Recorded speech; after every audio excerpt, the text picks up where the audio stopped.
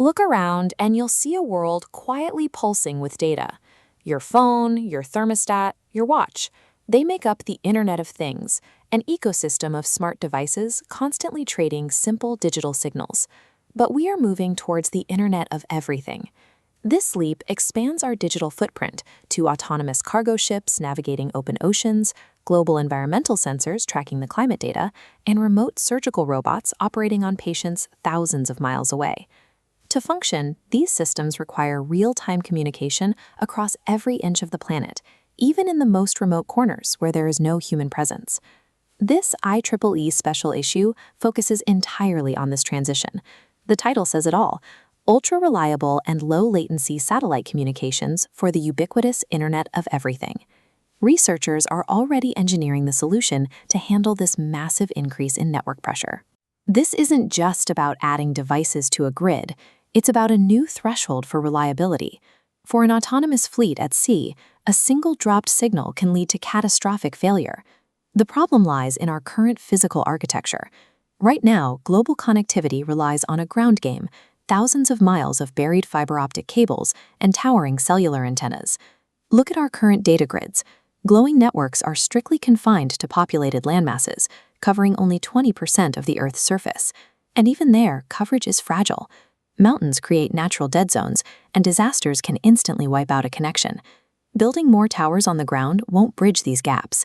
To reach full planetary autonomy, the existing terrestrial grid needs a vertical partner. The first step off the ground takes us into the atmosphere. This is the aerial layer, built on fleets of uncrewed aerial vehicles and high-altitude platform stations. It introduces a concept called augmented edge sensing. Instead of forcing remote devices to reach a distant tower, the network physically moves its sensing and processing power directly to the edge, where the activity is actually happening. In this diagram, you can see how drones operate as mobile, flexible cell towers. When a sector goes dark, a drone can be deployed instantly, projecting a cone of connectivity downward to link the stranded devices below. This flexibility is vital for managing sudden traffic spikes. A drone can restore communications over a disaster zone long before crews reach the ground. While the aerial layer provides on-demand flexibility, it lacks the massive scale required to blanket the entire planet simultaneously. To solve the planetary coverage problem, the architecture pushes further out into the exosphere.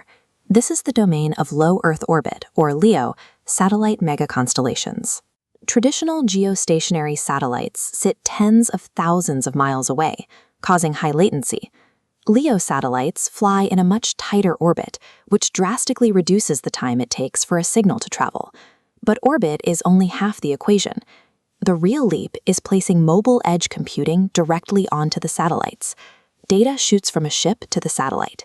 Instead of bouncing to a ground server, onboard processors compute it in orbit, sending commands back.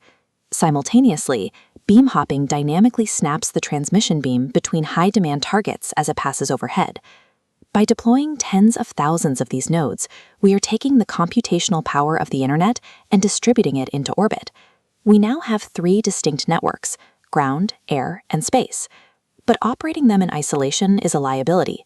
If they cannot intelligently communicate with one another, the system is inefficient.